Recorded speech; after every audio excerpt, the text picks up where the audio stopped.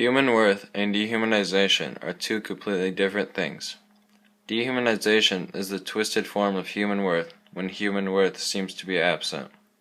In the world today, human worth is existent and can be seen through many people, while dehumanization can cause human worth to be imaginary.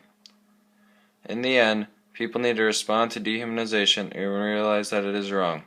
Overall, major and minor instances of dehumanization can be seen throughout the book Night by Elie Wiesel, but Christians need to realize that all humans have worth and that dehumanization is wrong.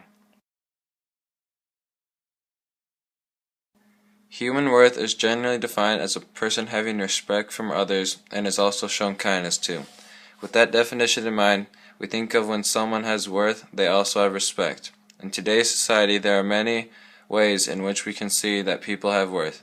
Human worth is shown in many different ways, such as giving them respect, maybe making them one of our role models. However, human worth can also be shown in a dehumanizing way, such as bullying. First, a human's worth can be seen by the respect they are shown. Respect and honor is a key aspect to a human having worth. When someone is shown respect, it is usually for an achievement they have done. For example, when Russell Wilson, the quarterback of the Seahawks, won the Super Bowl, everyone had respect for him because of what he had achieved. Now people today still have respect for him, which shows that he has worth. Another way someone gains respect is by how they act. For example, I have respect for my dad because he lives his life out the way that I want to, and it shows me by the way he follows God. Now, with that respect I have towards my father, it shows his worth to me because he is my role model. With this in mind, now think about what the world would be like if we didn't have human worth. If human worth was non-existent, when someone would die, nobody would care, because the person didn't have any worth to anyone. Many examples of this happening is caused by racism. From the article History of Lynchings, Campbell Robertson states that the author of the report compiled an inventory of 3,959 victims of racial terror lynchings in 12 southern states from 1877 to 1950. This shows that people did not think blacks had human worth as they killed them for no reason. So think if it was not just for blacks, but it was for everyone. In addition, a quote from Philip Yancey's book, The Jesus I Never Knew. Jesus exposed our failures as human beings.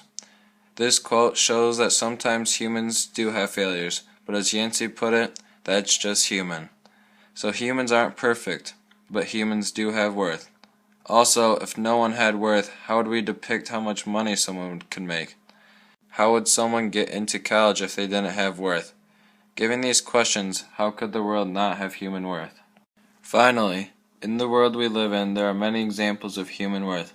As I said before, respect can be shown in many different ways, which show the worths humans have. The main example that shows that humans have worth we can find in the Bible. For God so loved the world that he gave his one and only Son, that whosoever believes in him shall not perish but have eternal life. John 3:16.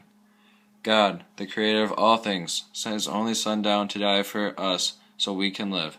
This shows us that humans have worth and a purpose that God has given us. Also in this society, people have worth shown a lot. Celebrities, athletes, politicians, movie stars, and many more. Here are some of these celebrities where we can see their worth and their achievements that they have accomplished and how they are role models to many people.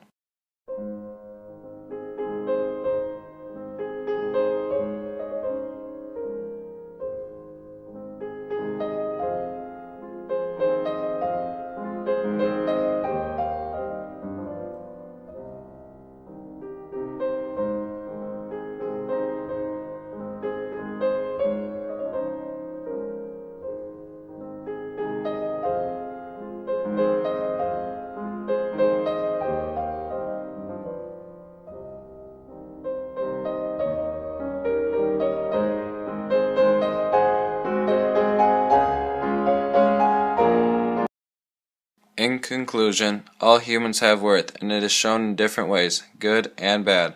But in the end, God has given everyone worth. The main way human worth is shown is when Jesus died on the cross so that all humans may have eternal life. Other examples are shown through people in our society and what they have done. Also, if we did not have human worth, what would the world be like? Overall, human worth is shown throughout the world, but also human worth can seem to be imaginary, which leads to dehumanization. Dehumanization is something we all see every day, whether we notice it or not, whether we are the giver of it or the receiver of it. The dictionary definition of dehumanization is this: to deprive of human qualities or attributes, divest of individuality. There are hundreds and thousands of examples of dehumanization, from the biblical times, when Saul hunted down David just because David was next in line for the throne, to a condescending remark we make to someone as we walk by them, to the mistreatment of someone because they are a different race. One example of this is found in John Howard Griffin's Black Like Me. In this story, Griffin made himself have a darker skin tone to study the treatment of the African Americans living in the South. He writes, "The bus driver called back and asked the young Negro man and the middle-aged Negro woman to sit together so a white woman could have one of the seats. They don't want to sit with you people, don't you know that? They don't want to. Is that plain enough?" the bus driver said. "Do you want me to slap these two jigaboos out of their seats?" a white passenger said. Dehumanization is a major issue, and we see examples of this in the book Night by Elie Wiesel throughout history and in our daily lives today. In his book Night, author Elie Wiesel depicts a story of his life journey and how he endured so much just to stay alive, from the little town of Saget to unbearable ghettos to concentration camp after concentration camp. Throughout Night, Elie Wiesel and other Jews are dehumanized by all kinds of people and in all kinds of different ways. He talks about one of these instances of dehumanization in Night. One day, all foreign Jews were expelled from Saget, crammed into cattle cars by the Hungarian police. This quote talks about how Jews were forced from their homes and had to live in ghettos, and how they were treated like animals in the process. In the ghettos, there were very harsh conditions. The ghettos were disease-infested and had very little food. But the worst is yet to come for Elie and the Jews, as he talks about the movement from the ghettos to the concentration camps. He writes, "All Jews, outside, hurry. The time has come. You must leave all this." Wiesel continues, "Abruptly our doors opened." The Jews were on a train at this point in the story. Strange-looking creatures, dressed in striped jackets and black pants, jumped into the wagon. Holding flashlights and sticks, they began to strike at us left and right, shouting, "Hurry up. Everyone outside. Leave everything inside. Hurry up." In front of us, those flames. The smell of burning flesh. It must have been around midnight. We had arrived, in Birkenau. Men to the left, women to the right. As Wiesel explained in these two quotes, the Jews were deprived of many freedoms, whether it was the freedom to live where they wanted, or the freedom to be with loved ones. However, there are many other dehumanizing things that happened to the Jews.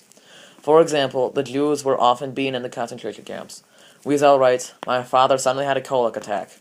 He got up and asked politely, in German, 'Excuse me, could you tell me where the toilets are located?'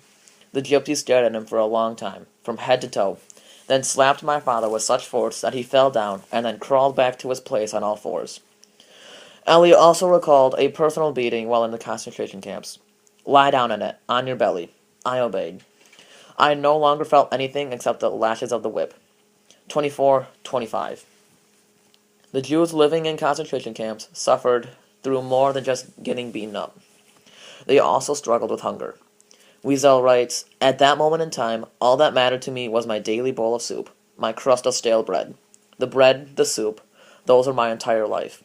I was nothing but a body, perhaps even less, a famished stomach. The stomach alone is measuring time." Later in the book, Wiesel writes, "We received no food. We lived on snow. It took the place of bread. The days resembled the nights, and the nights left in our souls the dregs of their darkness. We remained lying on the floor for days and nights, one on top of the other, never uttering a word. We were nothing but frozen bodies."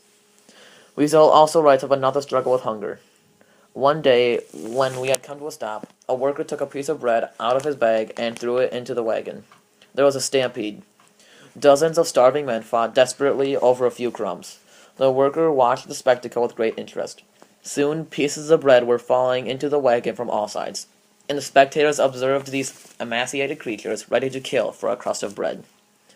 Also, the Jews were broken down mentally by the Germans in the concentration camps, as Wiesel explains. "You are in Auschwitz. And Auschwitz is not a convalescent home. It is a concentration camp. Here you must work. If you don't work, you will go straight to the chimney, to the crematorium. Work or crematorium, the choice is yours." Wiesel continues, "I was nothing but a body, perhaps even less, a famished stomach. The days resembled the nights, and the nights left in our souls the dregs of their darkness.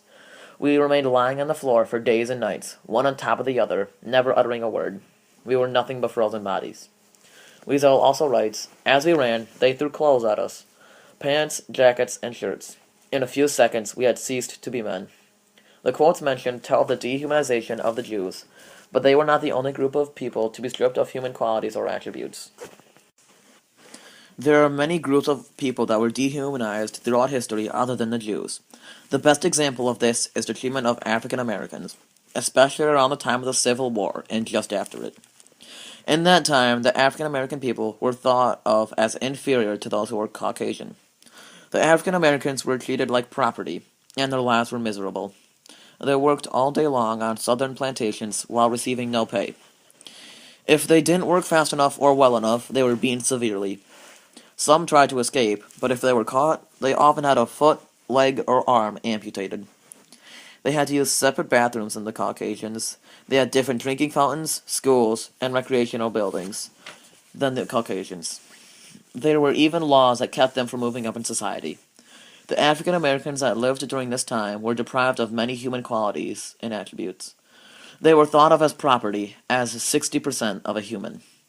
Sometimes they were even killed for being African American, as the article History of Lynchings in the South documents nearly 4,000 names by Campbell Robertson says. He writes of one dehumanization incident. In 1910, a group of men rushed into a courthouse, threw a rope around the neck of a black man accused of sexually assaulting a 3-year-old white girl, and threw the other end of the rope out the window. A mob yanked the man, Alan Brooks, to the ground and strung him up a ceremonial arch a few blocks down Main Street. Robertson continues, 3 black men, 2 of them almost certainly innocent,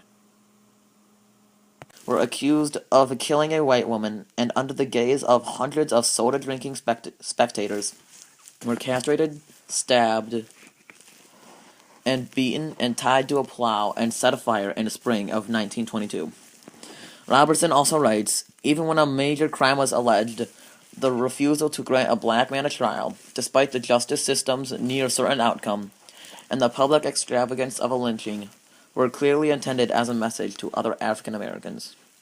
These quotes tell of the awful dehumanization of African Americans around the time of the Civil War. But we still see examples of dehumanization today. There are lots of examples of dehumanization that we see today, whether large or small. We dehumanize those that are unborn, and often kill them because they aren't human yet. We still see African Americans dehumanized today, whether it is in Ferguson, Missouri, or New York. We did, and still do, dehumanize women, not giving them equal pay for their job.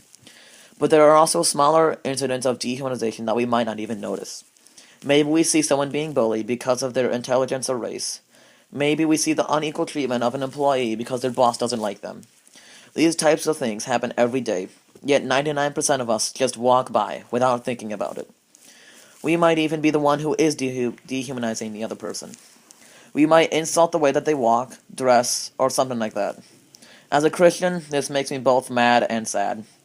We are supposed to be like Christ. We're supposed to love everyone and stand up for those who are oppressed. Yet we walk by opportunities to be like Christ. We, as Christians, need to stand up for those that are being dehumanized, because that is the right thing to do, and that is what Christ would do also. How should we respond to dehumanization in the world today? How can we make human worth more prevalent in our society? How can we take something like dehumanization and human worth and lead people to Christ? As Christians, we must look at these issues like Christ would. Christ would think that all humans have worth, that we, as his followers, need to help those who are being dehumanized in the world. That could be as simple as giving them a compliment on a bad day, or it could be giving money or time to help those in homeless shelters or other situations. So, in conclusion, human worth and dehumanization are 2 exact opposites of each other, and Christians need to realize the dehumanization and respond to it. If we dehumanize others, then we will probably think that that person has little to no worth to the world. However, if we think that all humans have worth, then we dehumanize people much less often. As Christians, we need to realize all humans have worth, and that people are getting dehumanized all around us, and that we need to act like Christ and stand up for them.